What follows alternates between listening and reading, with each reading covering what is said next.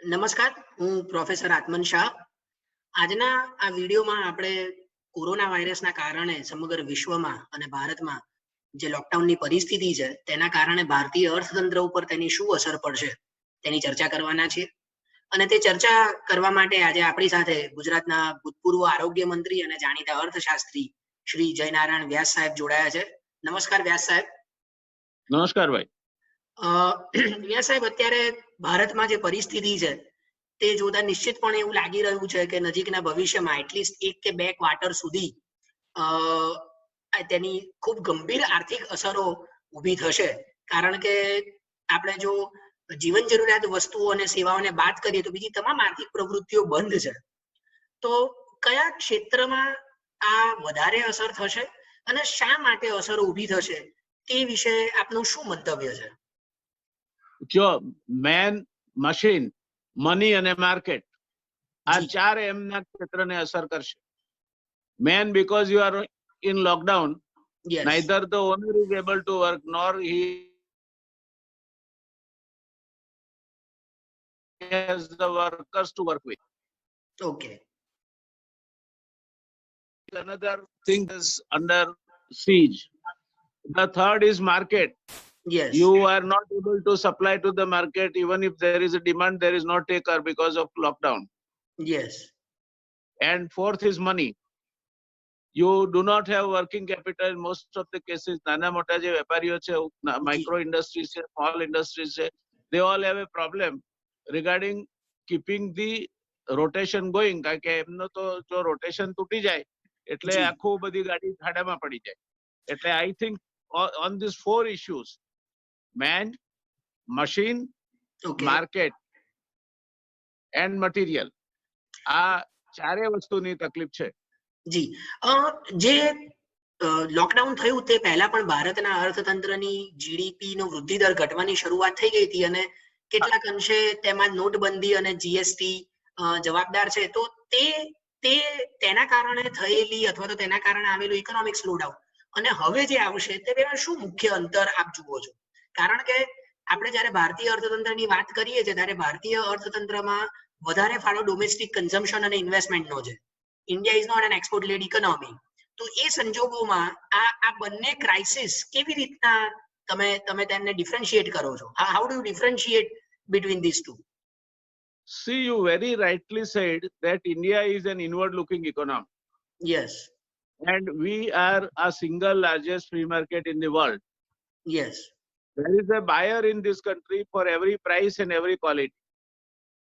You can sell a shirt at 50 rupees also and 5,000 rupees also and 15,000 rupees also. There is a buyer, there is that segment to which you can supply.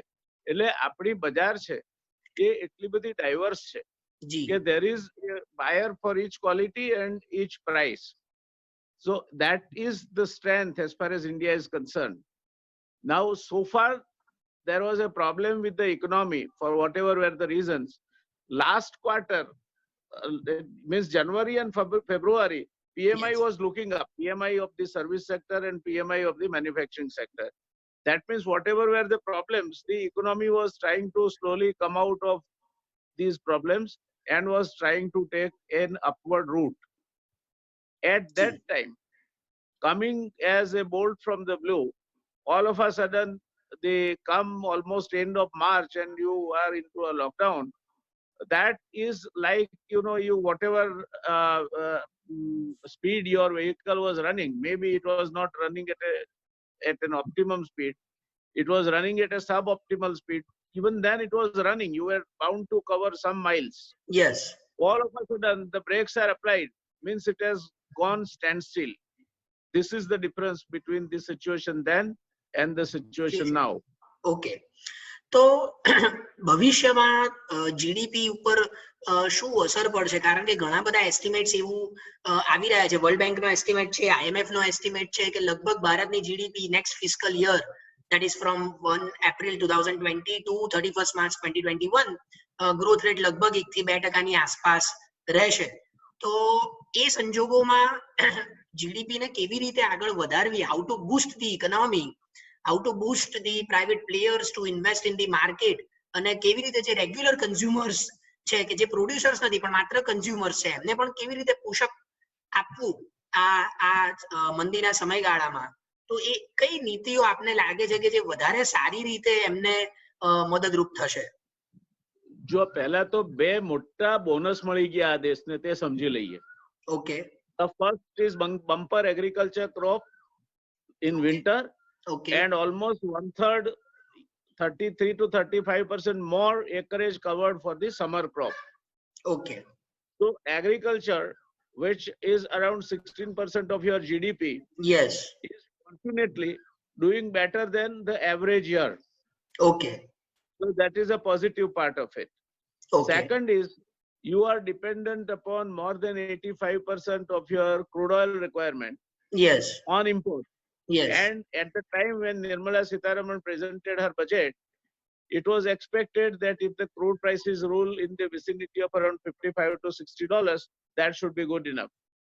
Instead, the price war between the Saudi Arabia, Russia, and America, and then just close on the hills, the demand going substantially down, almost 40% of the demand just vanishing because aviation not being there, the transport not being there, the Yes. tourism not being there.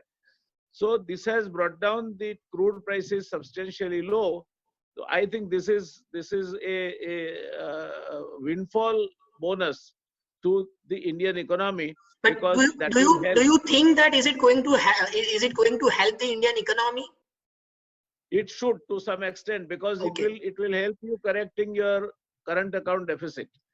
Okay. Yeah, that's true. And if this was not going to be the case, then the COVID effect, your inward remittances are taking a beating by about 23 to 25%. Okay. So you will get anything between 18 to 20 billion dollars lesser remittances. Okay. So this will balance it out.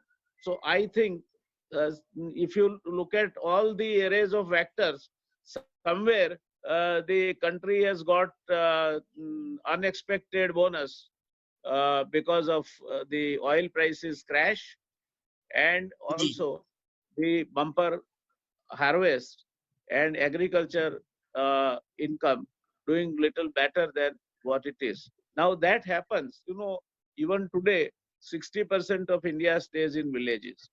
Yes. And it is not only that you will have.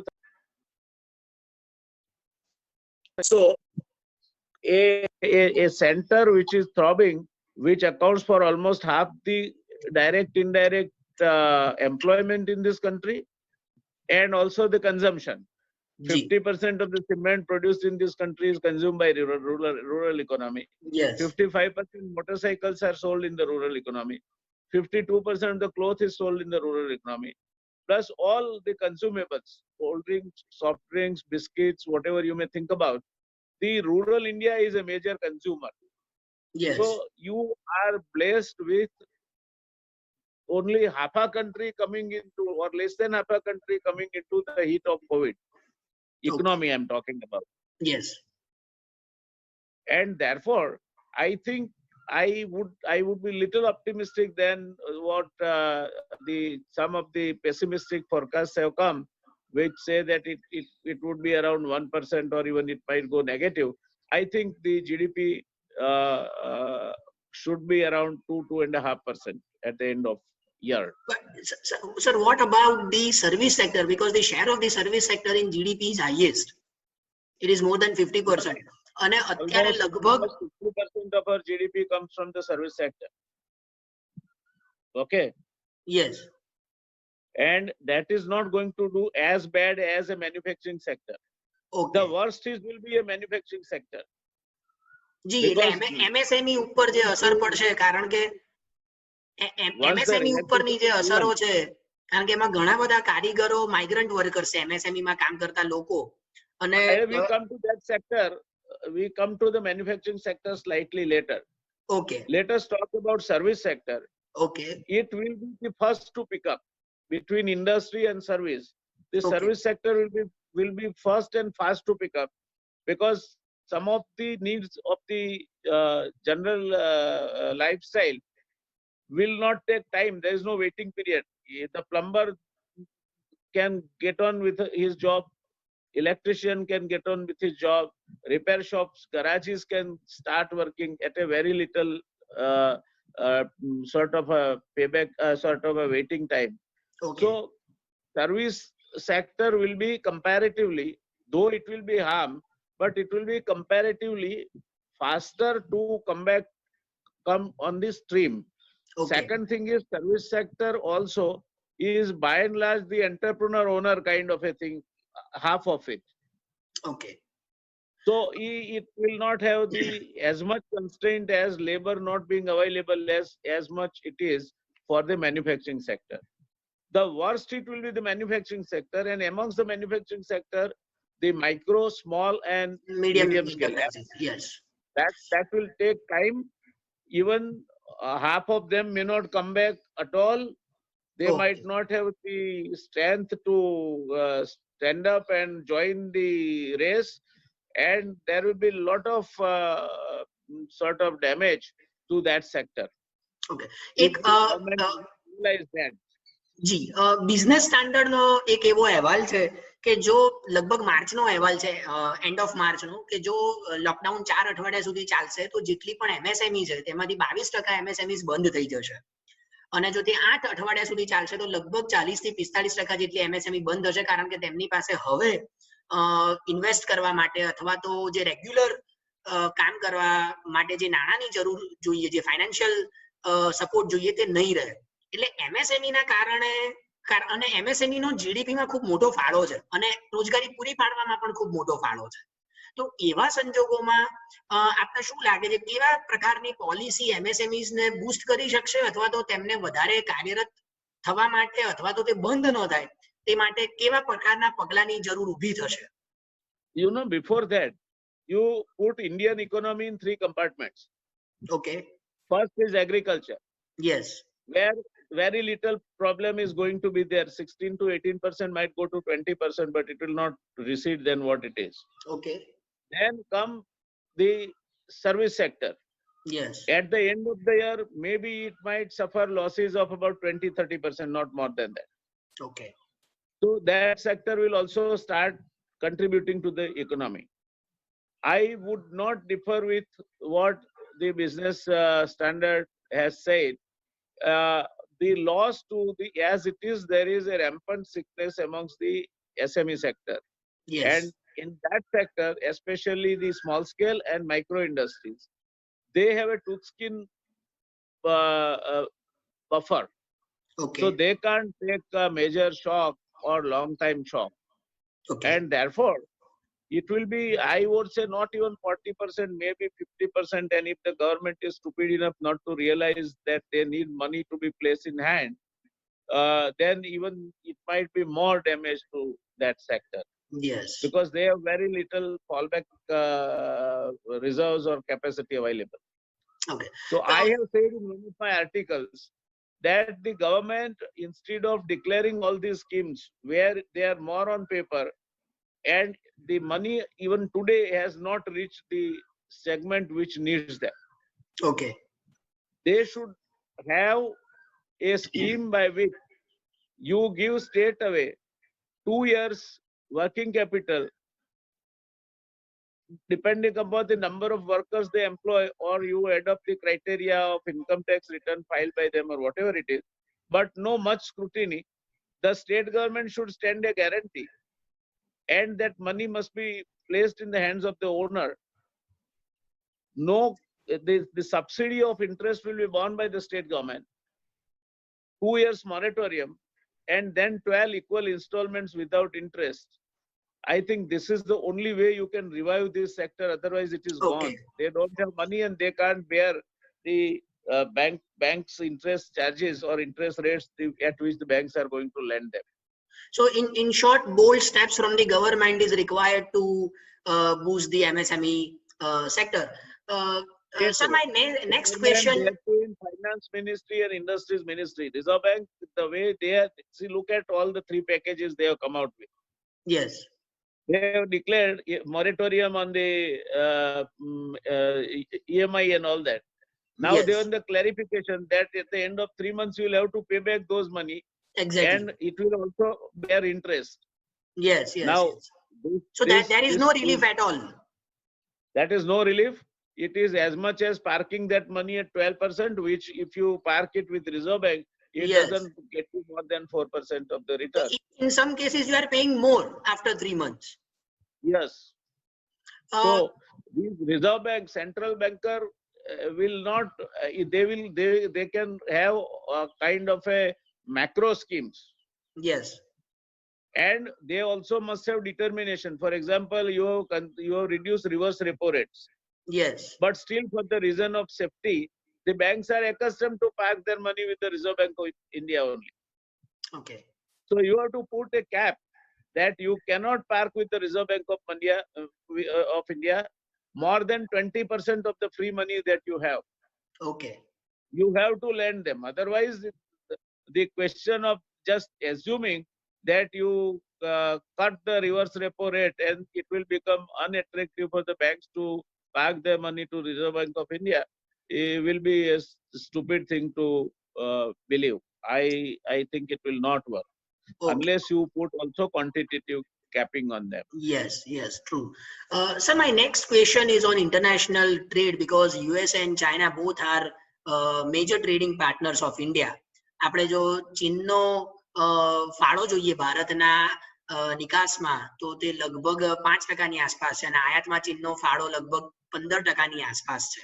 તેવી જ રીતે USA નો અને આ બંને દેશો અત્યારે corona વાયરસના કારણે ખૂબ ગંભીર રીતે અસર પામ્યા છે તેમના અર્થતંત્રમાં પણ અને બીજા ઇન્ડિકેટર્સમાં પણ યુનાઇટેડ નેશન્સનો જે એક રિપોર્ટ છે તેમાં એવું મેન્શન કરેલું છે કે ચીનનો જે મેન્યુફેક્ચરિંગ ગ્રોથ છે તે ઘટ્યો છે અને તેના કારણે જે 15 દેશો છે જેની સૌથી વધારે જે 15 દેશો ઉપર સૌથી વધારે ગંભીર અસરો થવાની છે ભારત તેમાંનું એક દેશ છે કારણ કે આપણે ઘણી બધી વસ્તુઓ ચીનમાંથી રો મટીરિયલ્સ આપણે આયાત કરીએ છીએ તો એ સંજોગોમાં તમને શું લાગે છે ભારતના આંતરરાષ્ટ્રીય વેપારમાં ફેર પડશે અને જે આખી ચર્ચા અત્યારે દુનિયામાં અથવા તો સમગ્ર વિશ્વમાં ઊભી થઈ છે કે ચીનમાંથી હવે ફેક્ટરીઝ અથવા તો ત્યાં જે કઈ ઉત્પાદનની પ્રવૃત્તિઓ થાય છે તે ધીમે ધીમે શિફ્ટ કરીને ભારતમાં શિફ્ટ કરી શકાય કારણ કે the basic difference between Chinese economy and Indian economy is Chinese economy or China has well skilled labor well skilled cheap labor જ્યારે આપણે ત્યાં શ્રમ સસ્તો છે પણ સ્કિલની જ્યારે વાત આવે ત્યારે ત્યાં એક બહુ મોટો તફાવત જોવા મળે છે તો આ આર્ગ્યુમેન્ટને કેવી રીતે એડ્રેસ કરશો? See, it is stupid to believe that the China industries will shift to India. Out of 68 who have shifted out of China, only 3 have shifted to India. Okay. The bulk of the share has gone to Vietnam, then Thailand, okay, South Korea, and textile to Bangladesh. Okay. So to believe business is not done on the love and affection between the heads of the states. Business is done on pure realities. Yes. And India conditions to run a business are not that conducive that